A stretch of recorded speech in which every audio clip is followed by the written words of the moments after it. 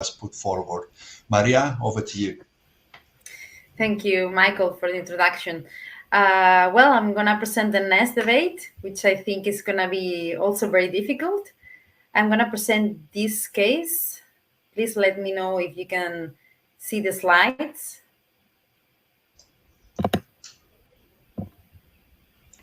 Yes, we can.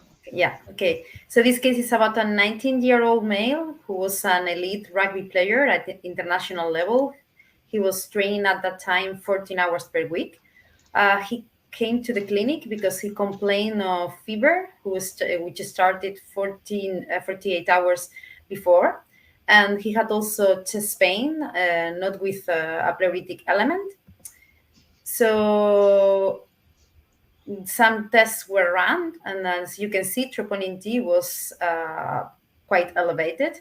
Also, some signs of inflammation. Here you have the ECG, in which, honestly, when I saw it the first time, I thought it was completely normal, but taking into consideration the chest pain and also inflammation, maybe we can see a slight ST ascendant, but is very slight. And also the echocardiogram was completely normal. But taking into consideration the troponin T and also the chest pain, as CMR was considered, here you have the CMR at the aqueous phase, which, as you can appreciate, there is a big scar of fibrosis, late gadolinium enhancement positive in all the lateral wall, inferior and inferior lateral wall, which confirm our suspicion of myocarditis, the aqueous phase of the myocarditis. So the athlete was, of course, advised not to continue training, at least during 6 months. And this is the CMR after the detraining, in which you can appreciate that the late gadolinium enhancement has improved, but mainly at inferior and inferior lateral walls. But there is still an extensive scar all along the lateral wall of the left ventricle.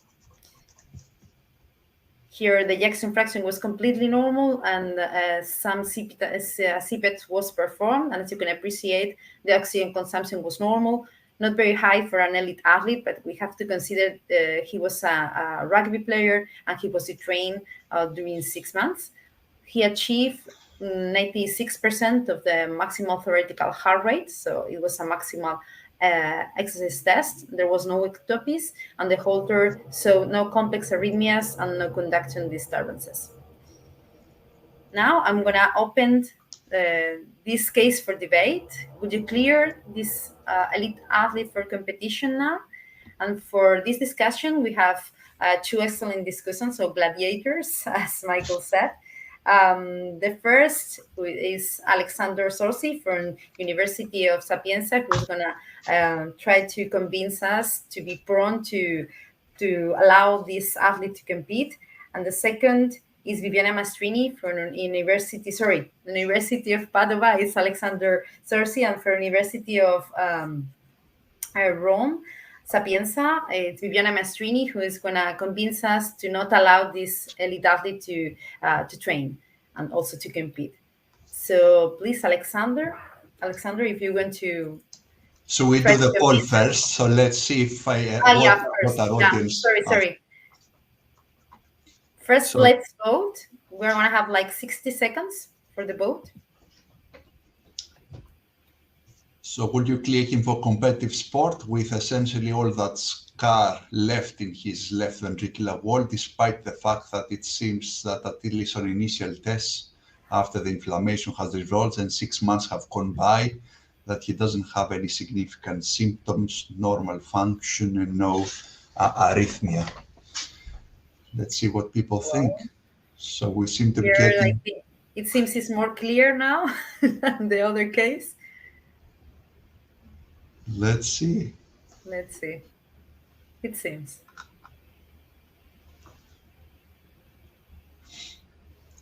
So I never know what's the easiest task. Is it for Alessandro to get that yes from 80% to 90%? Or is it easier for Viviana to get that no from 19 to 30 or 40%? I think we're done, Maria. Yes, we can. Then we can proceed with Alessandro Sorsi. Yeah. Here I am. Thank you very much for inviting me. I hope you can hear me well, and I apologize if there is some background noise because I am currently at the Florence train station traveling for yet another conference. So this is the quietest spot I could find, but if there is some background noise, please forgive me. So, just a summary of the clinical case. He's a 19-year-old guy who suffered from a clinically suspected myocarditis. So all the clinical examination were in favor of myocarditis, although he probably did not undergo endomyocardial biopsy. The hospital course was uncomplicated. During the acute phase MRI, a patchy late gadolinium enhancement involving multiple left ventricular segments was evidenced, and only the left ventricular septum was spared, and this is very important for what I will say later. At 6 month follow-up MRI, there was a reduction of late gadolinium enhancement extent with some persistent patchy involvement of the inferolateral wall with normal ejection fraction and no arrhythmias at maximal exercise testing. So let's start with the guidelines. This is the 2019 European Association of Preventive Cardiology consensus statement on athletes with cardiomyopathies, myocarditis, and pericarditis. So the recommendation for athletes with myocarditis is that the athlete should be restricted from exercise for a period of 3 to 6 months to allow recovery of the left ventricle, which has been done. Individuals with previous myocarditis have an increased risk for recurrences and silent clinical progression. Therefore, they should remain under clinical surveillance, which is good. It is reasonable for athletes to resume training and competition after a myocarditis if all of the following criteria are met. The left ventricular systolic function has returned to the normal range, which is the case. He has never had any ventricular dysfunction, actually. The serum biomarkers on myocardial injury have normalized, which I think was the case, and clinically relevant arrhythmias were absent, and all these conditions are satisfied. Finally, the clinical significance of persistent late enhancement in an asymptomatic athlete with clinical EL myocarditis is unknown. However, myocardial scar is a potential source of ventricular tachyarrhythmias, which I agree. At present, it seems reasonable for these athletes to resume training if the left ventricular function is preserved and if there are no arrhythmias, but they should remain under clinical surveillance. And also, this condition is satisfied. So, according to guidelines, this athlete, should be allowed to resume training and competition. However, why do we care about late enhancement in the athletes? Because over the last 5 to 6 years, some reports appear in the literature suggesting that late enhancement and non-ischemic late enhancement, even in athletes with normal ejection fraction, can be the source of potentially malignant ventricular arrhythmias. The first case series was published in 2016 by an international multi-center collaboration led by Dr. Schnell. And the same year, we published a paper demonstrating that non-ischemic left ventricular scar can be the substrate for life-threatening ventricular arrhythmias, and so they should not be dismissed as a trivial finding. Take a look, for example, at this case of an athlete with a non-ischemic subepicardial late gadolinium enhancement who suffers sustained ventricular tachycardia during follow-up. So, I come from the University of Padua, and it is the place where Galileo Galilei developed his theory about the heart spinning around the sun and not the other way around. And he was called in Rome and was given a choice. Either he should rejoin the Flat Heart Society or burn alive. And what Galileo said was, sure, I will join the Flat Earth Society, give me premium membership. So probably the person who invited me, the little devil who invited me to talk in favor of this athlete to compete again, thought that I should do the same thing that Galileo Galilei did and abuse and say that I was wrong. However, there is some caveats. A patient, when you deal with a non-ischemic left ventricular scar, you can have two different scenarios. The first one is a patient with a clinical episode of acute myocarditis in which you have a post-myocarditis scar. On the other hand, you can have athletes or patients without clinical episode of acute myocarditis in which the non-ischemic left ventricular scar is of unknown origin. It can be possible a sign of cardiomyopathies or of other sorts of damage. Actually, if you take a look at the two MRI, on the left, you have the case of EL myocarditis that you presented with patchy late enhancement involving the lateral wall. And on the right, the athlete with sustained ventricular tachycardia with a stria pattern, an interrupted stria pattern of late gadolinium enhancement involving the lateral wall, they look similar, but they are not the same. And also, this case of another professional athlete who suffered sustained arrhythmic syncope, and then it was implanted with an LGE and had an appropriate shock, had indeed a left ventricular scar, which was not the same than the one that you presented. And most importantly, none of these athletes had an history of overt myocarditis. So let's take a look at this pathological case series coming from Rome. This is a post-mortem investigation of cases of sudden death divided into sudden death during sports versus sudden death at rest. And indeed, the main cause of sudden death during sports was the non-ischemic left ventricular scar. Again, testifying that this can be a substrate of left ventricular arrhythmias.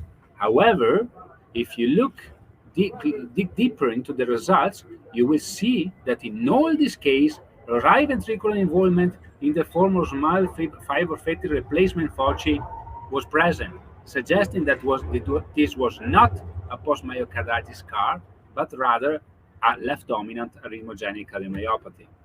So, we have to be very careful not to consider tennis balls as the same of meatballs because they are both balls.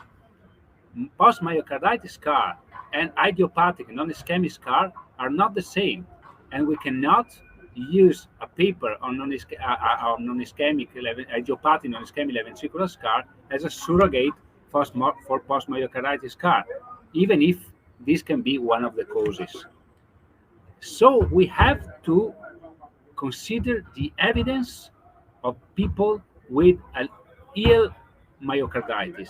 And in this case, all the evidence says that people with a presentation with only chest pain and no ventricular dysfunction, no heart failures, no arrhythmias, have a very good prognosis regardless of MRI findings. So the risk of life-threatening events of sudden death or heart failure or whatever is very, very low regardless of MRI findings. So with MRI, we are trying to re-stratify a population that is at very low risk. And yes, the presence of late enhancement has been associated with an increased risk of major cardiac events during follow-up, both in single studies and in this meta-analysis, in which the presence of late enhancement during the index hospitalization was associated with a odds ratio of 3.28. However, you have to take into consideration that late enhancement is present in up to 100% of patients with acute myocarditis and in 30 to 50% of patients with anneal myocarditis.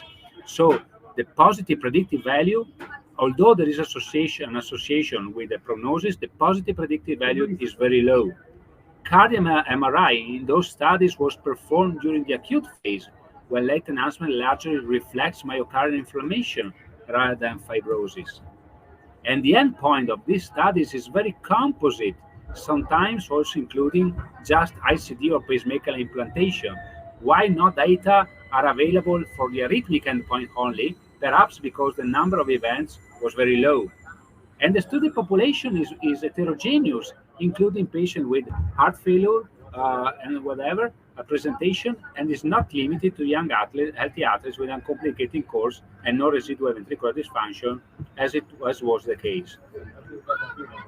Finally, the late cadolin enhancement pattern, which is really a prognostic important in various studies, is the septal one. And it is usually a sign of atypical myocarditis, such as giant cellular myocarditis or cardiac sarcoid. And remember that in this case, the patient had no septal involvement also in the acute phase MRI. And in fact, as you can see from this other study, the presence of late enhancement, yes, has a prognostic value, but it is particularly the anteroseptal late enhancement, which is associated with prognosis, whereas the difference between no late enhancement and the inferolateral late enhancement does not reach statistical significance. And this has been confirmed also by the meta-analysis that I showed you before. Finally, I believe that evidence-based medicine, so data from studies is very important, but also the long-standing clinical practice is important. I could download yesterday the 1994 recommendation from the 26th Bethesda conference. At that time, MRI was not available, but also at that time, the recommendation for return to play in patients with acute myocarditis were the same. So before the athlete, an athlete should be allowed to return to competition with ventricular function return to normal and clinically relevant arrhythmias are absent. If we have done this for more than 30 years and none of us had had the perception that this clinical way of managing the athlete was dangerous, it is probably because of the experience of everybody was that the prognosis of these patients was good. So in conclusion, again, I also have the picture of a judge that says that this athlete is acquitted for lack of evidence and should return to play. Thank you very much. Thank you so much, Alessandro, for this nice presentation. Now I'm going to pass the word to Viviana and see if she can convince us. Hopefully from a quieter environment. Just unmute yourself, Viviana. Thank you. Good afternoon. I hope that you can see my slides. Can you confirm that you can see it? Yep. Yes. Good afternoon, and thank you very much for inviting me for this intriguing debate, despite people are already known the answer, so my position is quite desperate, but I will try to do my best.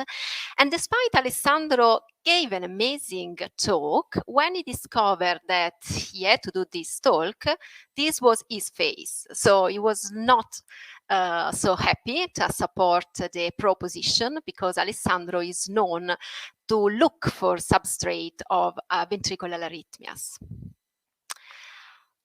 We are talking about this topic because myocarditis is a cause of sudden cardiac death, and the prevalence is changing, is depending of studies, but it's range from 2-8% in some study, reaching 20% in some specific group.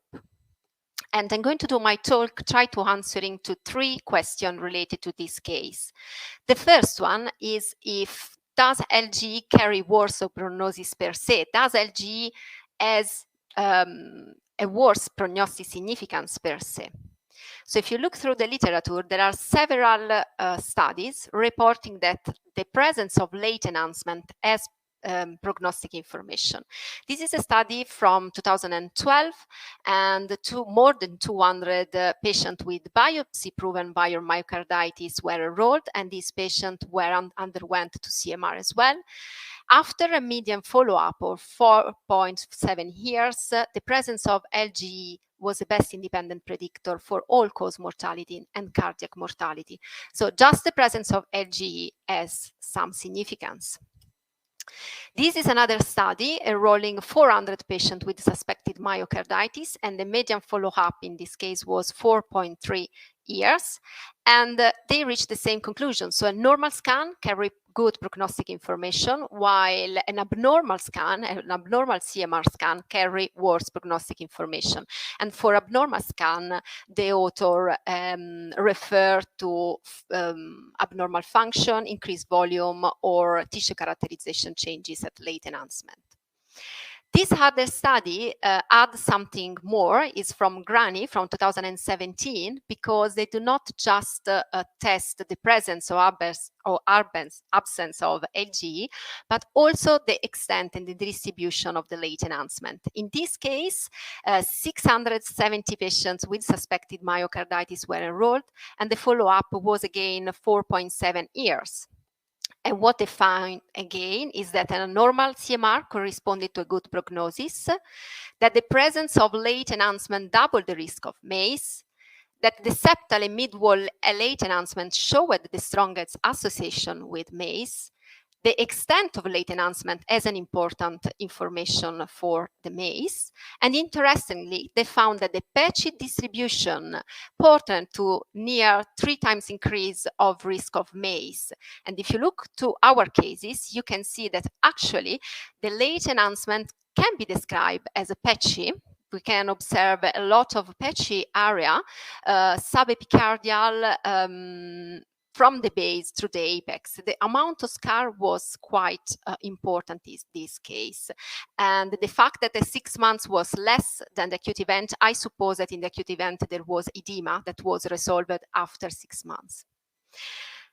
This is the meta-analysis that Alessandro showed you before, and actually there is 2 information. So again, that the presence of the late enhancement and the distribution are important, and again they reported that the anteroseptal distribution carry worse prognostic information.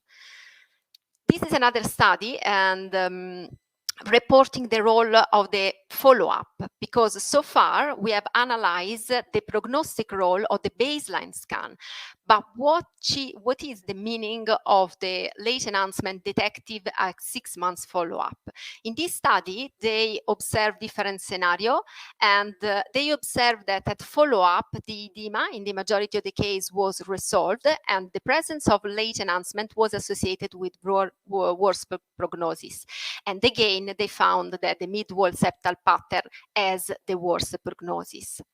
However, data are important, and statistics is important. However, this is a funny story related to the fact that if you trust and you allow statistics guide your entire life, you can have some surprise. And I think that data are important, but what can happen in the real life can be the exception. This is an autoptic study from a guy died suddenly during a sport competition. This came from Professor Giulia D'Amati, that is our pathologist La Sapienza in Rome, that is the reference center for sudden cardiac death in the young in Lazio region. And as you can see here, the scar is not anteroseptal, is in the inferior and inferolateral wall. The second question is if the absence of ventricular arrhythmias at 6 months follow-up are equivalent to a good long-term prognosis. So is the absence of ventricular arrhythmias at 6 months are a guarantee of the absence of arrhythmias during the entire life? This is a very difficult question. We know that the substrate of arrhythmias in myocarditis are different and are related to the phase of the diseases. However, the scar is an important substrate of potential arrhythmia, but looking through the literature, there is a lack of data on the incidence of new onset ventricular tachyarrhythmias at long follow-up in patients who recovered from an acute myocarditis without any clinical cardiovascular sequelae or with the late enhancement with other abnormalities, such as, for example, dysfunction, that is very important. I found a couple of studies. This one is a study in based on the database of Taiwan, and they collected the data of 13,000 patients with myocarditis, and they matched a control group. And they observed them for 10 years because, as I told you so far, the follow-up is always around 4 or maximum 5 years. In this case, the follow-up was longer, was around 10 years. And they found actually the myocarditis, the patient with myocarditis had higher incidence of new onset ventricular tachycardia compared with healthy controls. And there is a higher incidence of cardiovascular death in the myocarditis group than in healthy control. And then these other nationwide Danish registries look at 1,500 patients without prior cardiac diseases with a first-time diagnosis of myocarditis, and again match with a control group, and they follow up them for 8 years, and they found that the patients that were discharged without medication, so we think with the benign course, still had a significantly increased long-term risk of heart failure and mortality. And even if they exclude the patient with other comorbidity or other therapies for other diseases, the higher incidence in the myocarditis group still remain, suggesting that a long-term monitoring is important. And the last question is the meaning of non-ischemic isolated LGE. Alessandro already talked about this. There is a difference between the healing from a previous known events, like in this case, in which we observe the acute phase, we have a clinical context, we follow up the patient, and we have the data.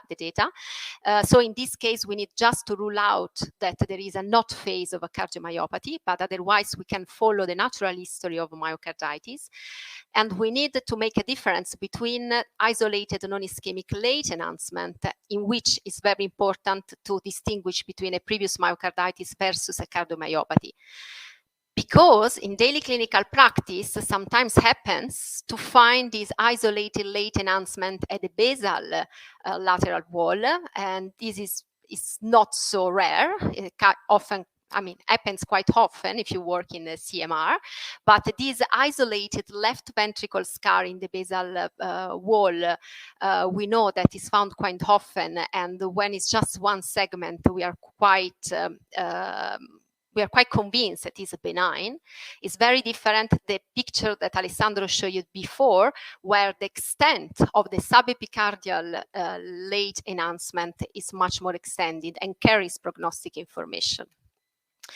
And this is again the table that Alessandro showed you before, data from Rome regarding the non-ischemic actually cardiomyopathies, and he told you that is the cause of sudden cardiac death during sport. And I want to show you these slides here, because here you can see all the sudden cardiac death in people that had non-ischemic scar. And look at the septum. The septum is not involved in all the case. Okay, so the reality is different.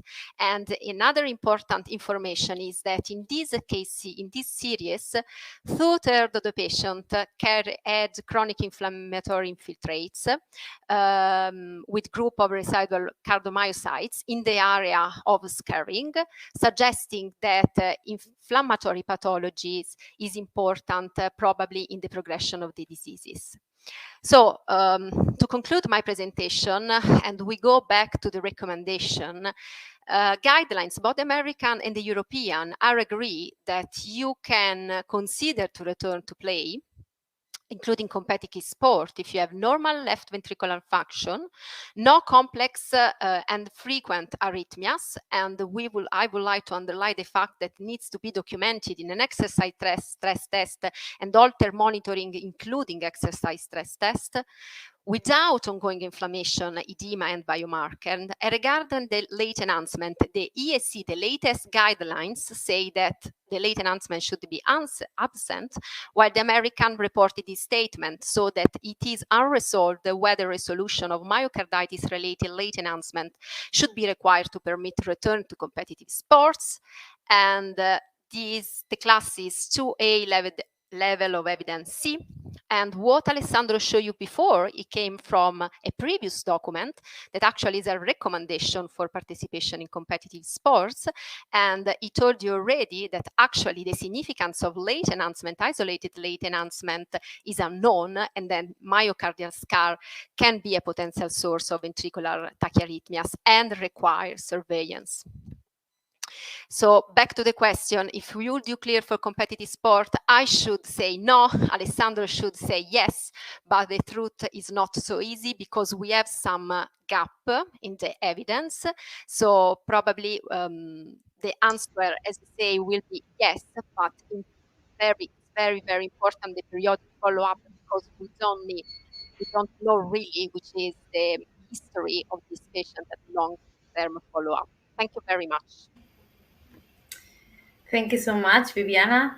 Now we're gonna vote again. Let's see if the audience is thinking the same or they have changed their mind.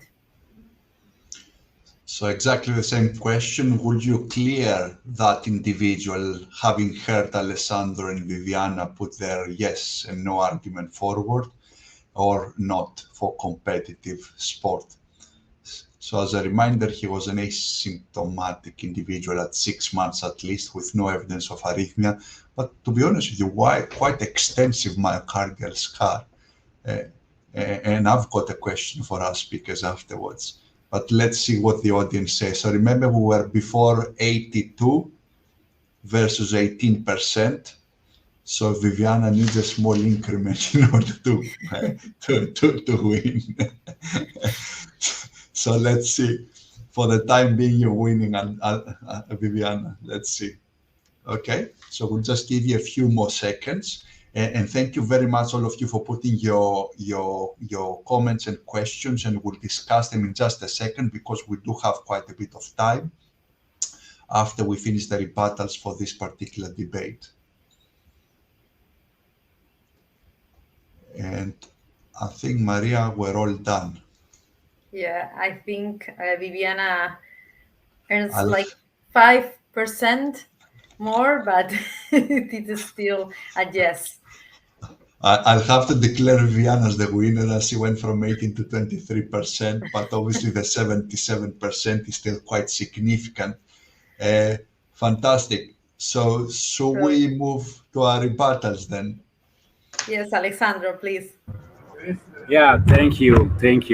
So the person that an anonymous ancient Greek poet told Viviana that if I were you, I would eat you, so myself, where it hurts. He studies. Sorry, this. So the fact is that Viviana tried, of course, not during her entire presentation, to use our studies about the risk of non-ischemic left ventricular scar in athletes as a reason why we should not allow this athlete to play again. However, I would like to remind you again that the inclusion criteria of the study were very different than the present case. Those athletes had no history of acute myocarditis. The reason for CMR was mostly arrhythmias, complex arrhythmias, even cardiac arrest, so those were high-risk individuals. All had ventricular arrhythmias at baseline, and in most cases they were complex ventricular arrhythmias.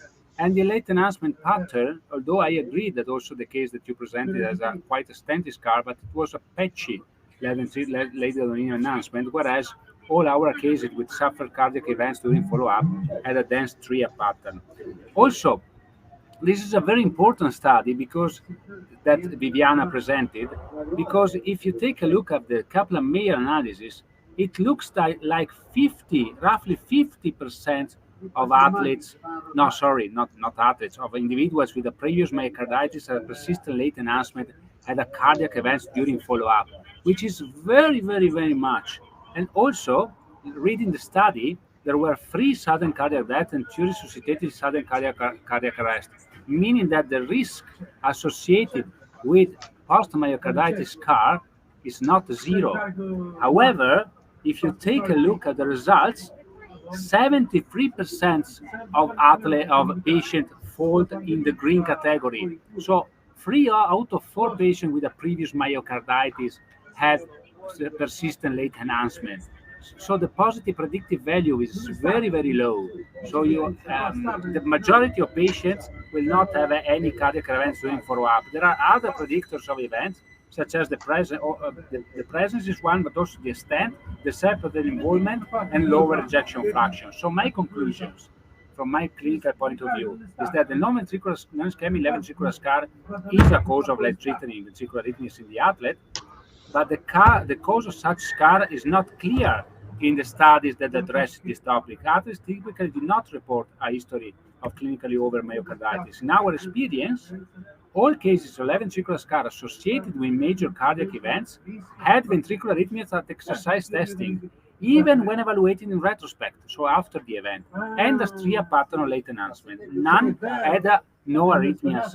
Long-lasting clinical practice suggests that athletes with ER myocarditis have a good prognosis. So finally, it is true that late enhancement is associated with MACE, but the predictive value is very low. So we have to consider also other determinants, other clinical variables. Thank you very much. Well, now is Viviana's turn.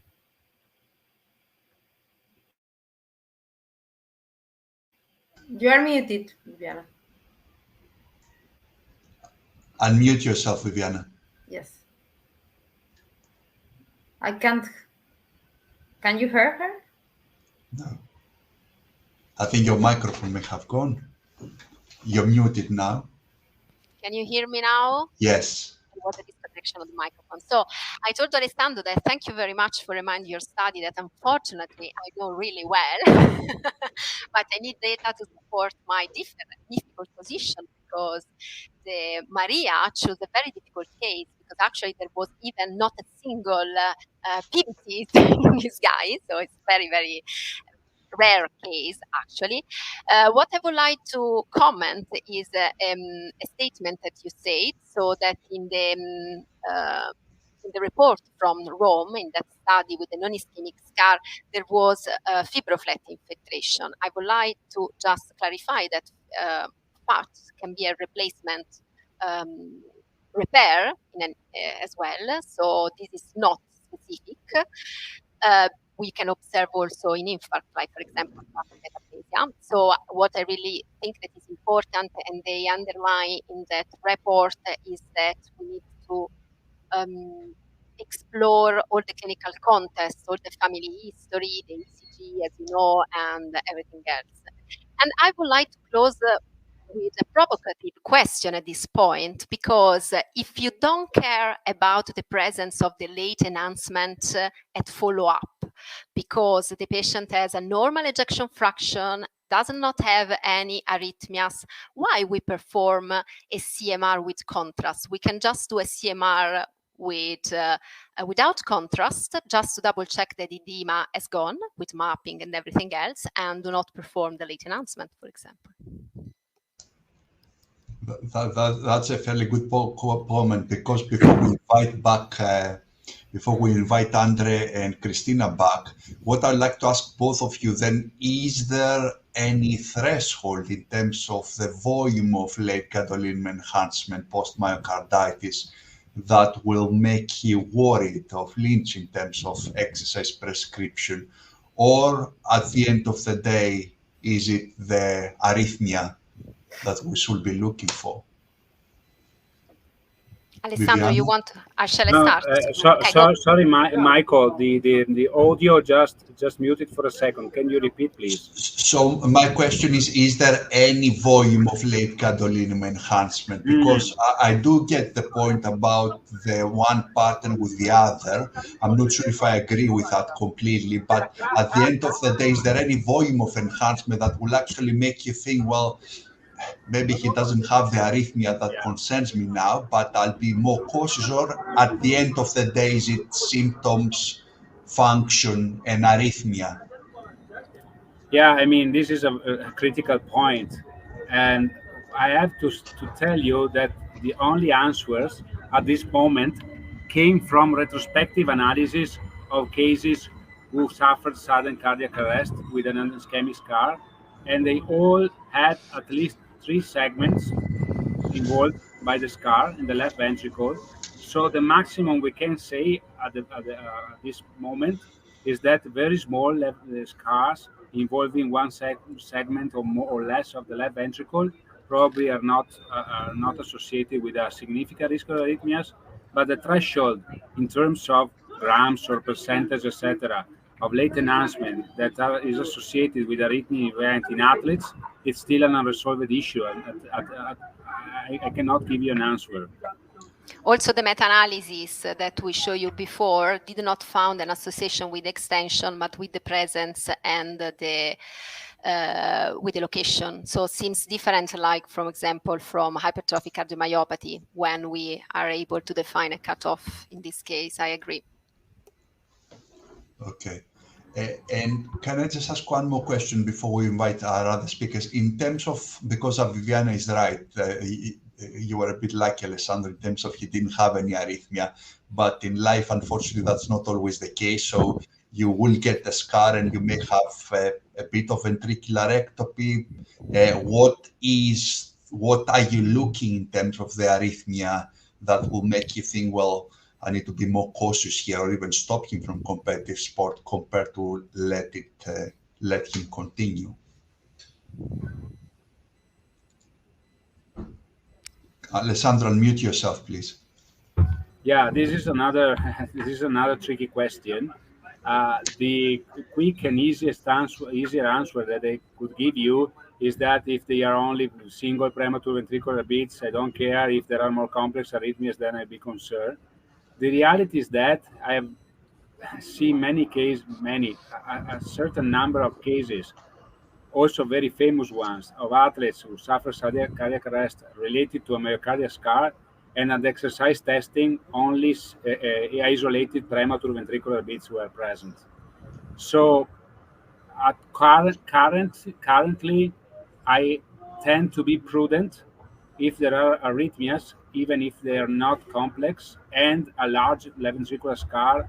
I suggest a prudent approach, although this is of course open to debate, then have to be judged case by case, because this is quite a new clinical entity, like for a Brugada syndrome, that at the beginning everybody with a Brugada pattern was expected to die suddenly. Then we understood that was not the case. This is probably the same for non-ischemic scar. Probably the risk is lower than we think, but at the beginning we don't have many tools to re-stratify. So if there are arrhythmias and an extensive scar, I prudently suggest to refrain from high intensity exercise. Wonderful.